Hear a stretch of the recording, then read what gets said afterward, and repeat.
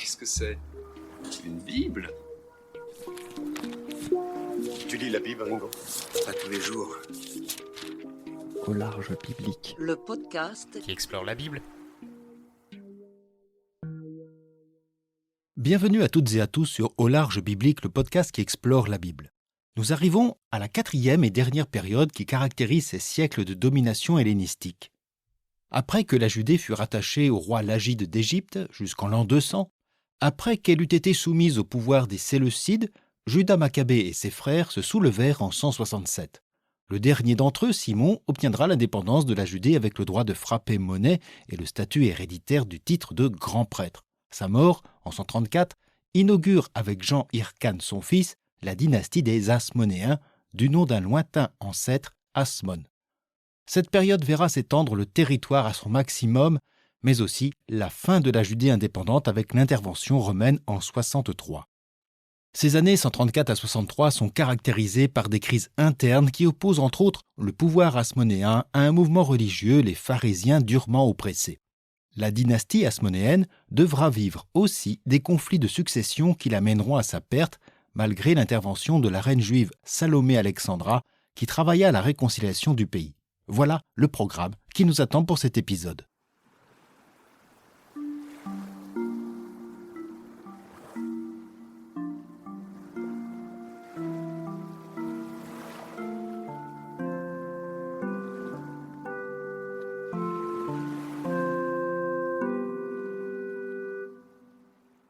Simon, le dernier frère survivant de Juda Maccabée, est assassiné en 134 par son gendre, Ptolémée, durant un banquet à Jéricho où périront aussi deux de ses fils, Juda et Mattathias, du nom de ses héroïques frères et pères.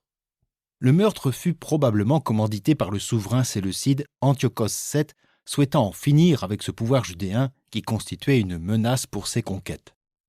Alors qu'il réside à Jérusalem, Jean Hyrcane est averti du drame et réagit aussitôt avec le soutien du peuple afin d'éliminer l'intrigant et ses associés. Jean Hyrcane, dès lors nouvel ethnarque, se fait proclamer grand prêtre en raison de l'aspect héréditaire de la charge obtenue par son père. Ce cumul des pouvoirs sera une des causes de la crise qui opposera pharisiens et pouvoir hasmonéen. Pour l'instant, la menace est à la frontière. Antiochos VII Evergète-Sidétès s'avance avec ses troupes vers la Judée et Jérusalem. Durant 3 années, les combats sont de plus en plus difficiles pour Jean Hyrcane. En 131, alors que les troupes d'Antiochos sont devant la ville de Jérusalem, Jean Hyrcane capitule. Tout en bénéficiant d'un traité de paix favorable, la Judée perd son indépendance et devient vassale d'un royaume séleucide devant soutenir le souverain dans ses conquêtes et lui verser tribut.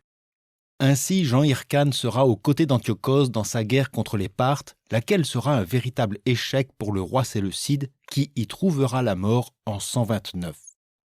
Ce décès brutal engendre un nouveau paysage politique qui va être favorable à Jean Hyrcane. En effet, la mort d'Antiochos VII permet à son frère Démétrios II de remonter sur le trône de Syrie qu'il avait été obligé d'abandonner 10 ans plus tôt. Je vous renvoie à l'épisode précédent. La nouvelle situation change la donne et Jean Hyrcane, qui a déjà le titre du grand prêtre, retrouve celui d'ethnarque. Les pharisiens qui, avec le peuple, lui étaient d'abord favorables, vont s'opposer à ce double statut qui évoque davantage un gouvernement tyrannique à la grecque. La Torah est en effet très méfiante vis-à-vis du statut royal. Cependant, dans cette contestation, Jean Hyrcane bénéficiera du soutien de l'élite aristocratique jérusalémite, désignée sous le terme de Sadducéens. On reviendra bientôt sur ces oppositions qui vont surtout concerner les descendants de Jean Hyrcane. En cette année 129, le souverain hasmonéen a désormais le champ libre pour reconquérir les villes côtières qu'Antiochos lui avait repris. D'autant que Démétrios est occupé à combattre un certain aventurier Alexandre Zébinas qui, prétendant être fils de l'ancien souverain Alexandre Balas, profite de la situation dynastique confuse pour s'attaquer au trône séleucide. En 125, aidé du roi Lagide Ptolémée VIII, il évince Démétrios II, qui, abandonné de tous, doit se réfugier à Tyr où il décédera. Ces guerres dynastiques du trône séleucide ne cesseront de se poursuivre. En cette année 125, la mort de Démétrios II profite à Jean Hyrcane qui entreprend une reconquête des territoires judéens. Dans cette bataille, il est en cela soutenu par le pouvoir romain avec qui il a renoué les alliances de ses prédécesseurs. Rome étant plutôt favorable aux Hasmonéens pour affaiblir le pouvoir séleucide déjà bien entamé. La République romaine exigera ainsi que les troupes séleucides désertent la forteresse de la région de Jopé. La marche de Jean Hircane se poursuit, allant même jusqu'au sud du pays et conquérir l'Idumée. Il oblige celle-ci à adopter les coutumes religieuses juives de la circoncision et la Torah. On ne peut pas parler de conversion forcée pour autant, le motif religieux n'intéresse pas tant Jean Hircane Ier. Il souhaite que les nouveaux territoires conquis et leurs habitants appartiennent pleinement à la Judée en acceptant le modèle culturel et législatif de celle-ci. Dans les faits, les Iduméens seront toujours considérés comme des demi-juifs. Ce sera le cas d'Hérode le Grand d'origine iduméenne. Nous verrons cela avec la prochaine série historique. Ainsi, non seulement Jean Hircane rend son indépendance à la Judée, mais il élargit son territoire en soumettant des peuples alentours. Ce sera le cas en l'an 108 avec la Samarie, pourtant soutenue par le souverain Lagide d'Égypte. Quoique conquise, la Samarie refuse d'abandonner ses pratiques hellénistes adoptées depuis Antiochos IV. Pour asseoir son autorité, Jean Hircane attaque et détruit le sanctuaire samaritain de Sichem, construit 2 siècles plus tôt selon Flavius Joseph. Puis les troupes juives se tournent vers la ville hellène de Cytopolis, l'actuelle Tel Bet-Shean, au sud de la Galilée. Pour gagner ces conquêtes, Jean Hircane fait appel à des troupes mercenaires qu'il doit financer, notamment en pillant le tombeau de David. La politique quasi-despotique de Jean Hircane déplaît de plus en plus aux pharisiens qui, proches du peuple, l'avaient d'abord soutenu. Jean Hircane, en effet, ne se conduit plus comme un héros maccabéen, mais comme un tyran grec cumulant en ses mains le titre d'éthnarque et de grand prêtre. Il se conduit comme un grec et ses descendants porteront un nom grec. Cependant, il trouvera dans les Sadducéens les alliés dont il a besoin. Jean Hircane meurt en l'an 103 et demande à son épouse de prendre la suite, tandis que son fils Aristobule hériterait du titre de grand prêtre. Mesure qui aurait plu aux pharisiens, mais rien n'advint comme prévu.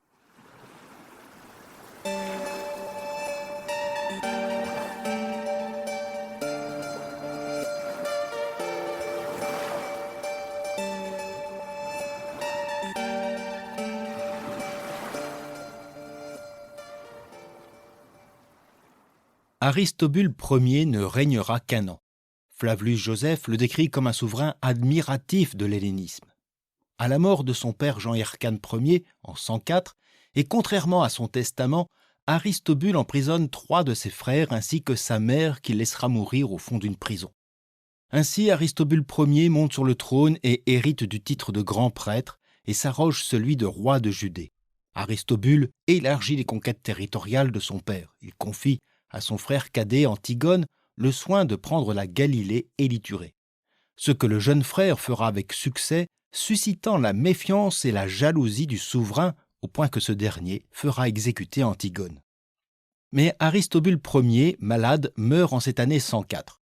Sa veuve, Alexandra Salomé, fait aussitôt libérer les frères du défunt souverain. Elle épouse l'un d'eux, Alexandre Jonathan, appelé aussi Alexandre Janet, qui succède à son frère. Comme son frère, Alexandre Janet est un partisan de l'hellénisme. De même, il cumulera les titres de grand prêtre et de roi, tout cela aux grandes dames des religieux pharisiens, très influents auprès du peuple. Ces derniers feront appel à Démétrius III, alors souverain de Syrie et de Mésopotamie, pour évincer Alexandre Janet.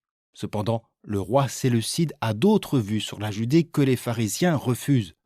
Les troupes de Démétrius III, dépourvues du soutien pharisien, et quoiqu'ayant battu l'armée d'Alexandre Janet à Sichem, rentreront à Antioche. En l'an 88, Alexandre Janet ordonne la répression du parti pharisien en raison de leur attitude traîtresse. Il fit crucifier près de 800 d'entre eux, exécuta leurs familles, tandis que des milliers d'autres s'exilèrent à Damas selon Flavius Joseph. À sa mort, en l'an 76, Alexandre Janet a conquis toute la Haute-Galilée et, conservant le territoire de la Décapole, prit quelques terres aux Nabatéens, étendant ainsi à son maximum l'influence territoriale de la Judée. Peu avant son décès, que certains attribuent à ses excès et à son alcoolisme, il confie les rênes du pouvoir à son épouse Salomé Alexandra.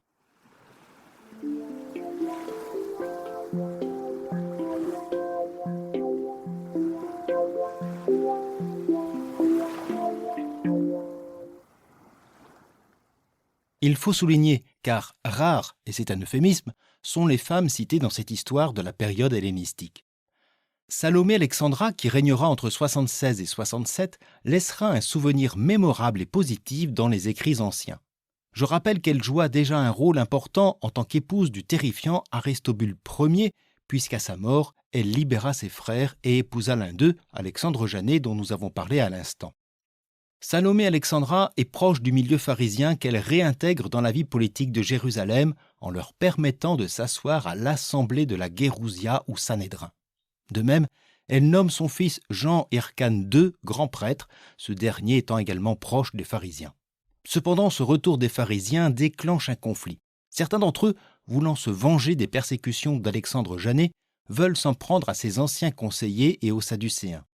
Mais ces derniers peuvent compter sur le soutien d'Aristobule II, le second fils de Salomé Alexandre, qui a en charge l'armée. La reine judéenne, décrite comme une pieuse personne, gouvernera durant presque 10 années, offrant un temps de prospérité et de paix relative à la Judée. Mais sa mort en 67, à l'âge de 76 ans, va ouvrir la porte au conflit de succession entre ses deux fils.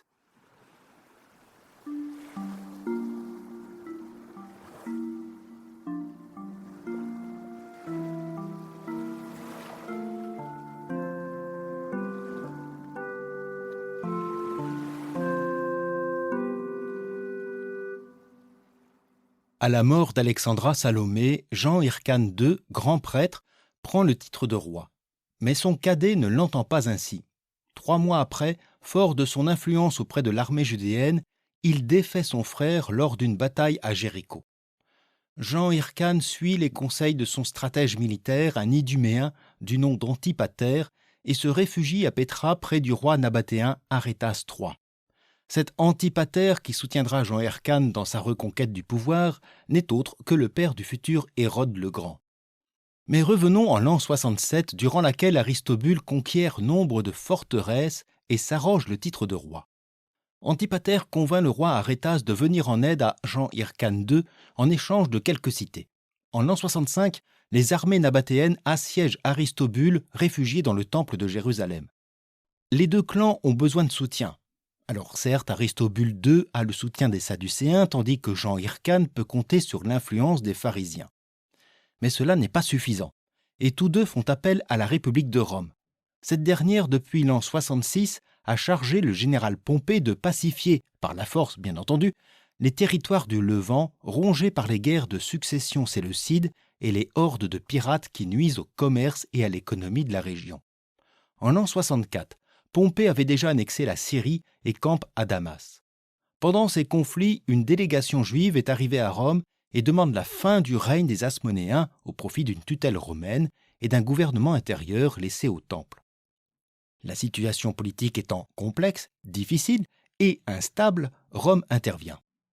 Le général romain se tourne d'abord favorablement vers Aristobule II, déjà en place à Jérusalem. Mais celui-ci ne voit pas d'un bon œil l'arrivée de Pompée qui nuirait à ses ambitions de pouvoir. Pas question pour lui de traiter. Aristobule tient ses forteresses.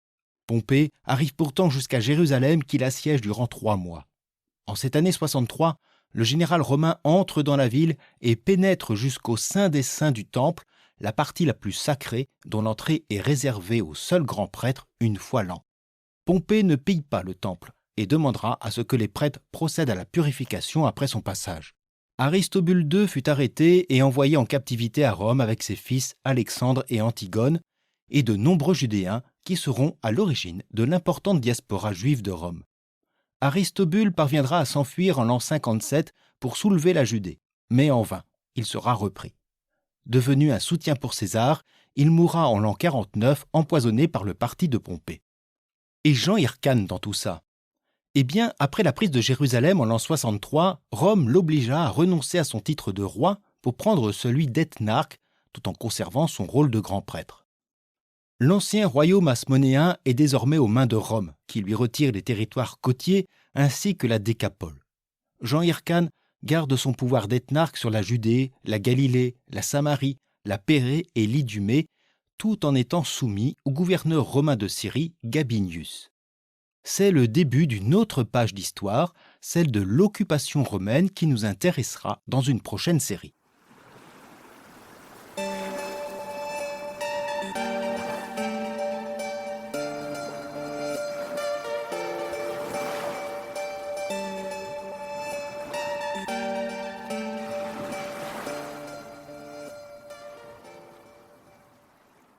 Les descendants des grands résistants maccabéens à la puissance séleucide sont devenus des hellénistes convaincus et se sont fourvoyés dans un pouvoir quasi tyrannique, cumulant la charge de grand prêtre et celle de roi. Seule la reine Alexandra Salomé tenta, non sans réussir, à tenir ensemble des partis politiques et religieux opposés, celui des Sadducéens et celui des pharisiens. Mais en cette année 63, l'indépendance judéenne vole en éclats sous la pression romaine. Demeure Jean Hyrcane, grand prêtre et ethnarque de Judée et de ses environs. Et n'oublions pas un homme qui va jouer un rôle important dans la suite de cette histoire, l'Iduméen Antipater et père du futur Hérode le Grand. Alors n'allez pas croire que notre série se termine ici, en effet, il nous reste à entendre un dernier épisode qui fera justement le point sur les différents courants religieux, depuis les Esséniens jusqu'aux Sadducéens, en passant par les pharisiens et sans oublier les Samaritains. Un paysage religieux dont on retrouvera l'influence durant la période hérodienne et jusqu'à la chute de Jérusalem en 70. Merci d'avoir suivi cet épisode qui, je l'espère, vous aura intéressé et éclairé quelque peu. On se retrouve donc pour le dernier chapitre de cette série. Je vous souhaite une bonne journée, une agréable soirée et je vous dis à bientôt sur Au Large Biblique.